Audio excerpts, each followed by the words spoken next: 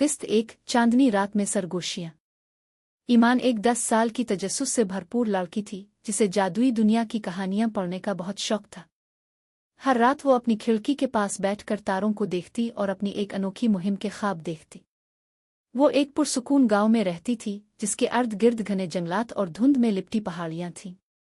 लेकिन हालिया दिनों में रात के वक्त अजीब सी सरगोशियां सुनाई देने लगी थीं, जैसे कोई इसे नाम लेकर बिला रहा हो। एक शाम ये सरगोशियां और भी तेज हो गईं। हुआ सर्द हो गई और चांदनी ने एक गैर मामूली चमक इख्तियार कर ली। ईमान अपनी खिड़की के पास बैठी दिल में खौफ और जोश का इम्तिजाज लिए उन आवाज़ों को गौर से सुन रही थी। अचानक इसने एक साया देखा, एक शख्सियत जो दरख्तों से भी ऊंची थी, जो दूर जंगल के किनारे हरकत कर रही थी।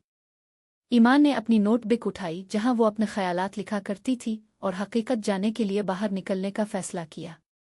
वो सीढ़ियों पर दबे कदमों चलती हुई अपने वालिदैन को जगाए बगैर बाहर निकल आई।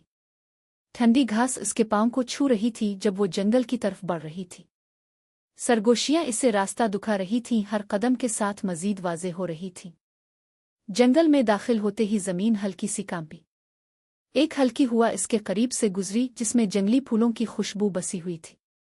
और फिर इसने इसे देखा, एक देव जिसकी आंखें मोहब्बत और नरमी से जगमगा रही थीं और उसके हाथ में एक चमकती हुई बोतल थी। देव ने ईमान को देखकर हैरत से पलक झपकी।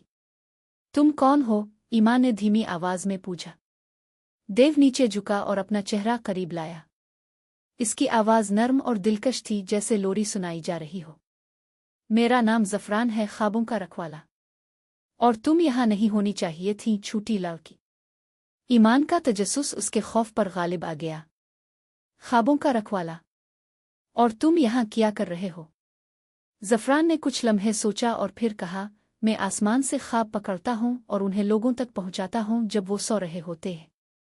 लेकिन आज रात मैंने कुछ बहुत अहम खो दिया है। ईमान ने हैरत से पूछा, क्या खो दिया? ज़फ़रान ने गहरी सांस ली। एक ख्वाब, एक खास ख्वाब। ऐसा ख्वाब जो दुनिया बदल सकता है, लेकिन वो मुझसे छूट गया। मैं इसे हर जगह ढूंढ रहा हूँ। ईमान ने फौरन कहा, मैं तुम्हारी मदद करूंगी। देव मुस्कुराया, इसकी आंखों में उम्मीद की चमक नजर आई। तुम वाकई बहादुर हो, लेकिन यह सफर आसान नहीं होगा। और यूं एक नया रिश्ता कायम हुआ।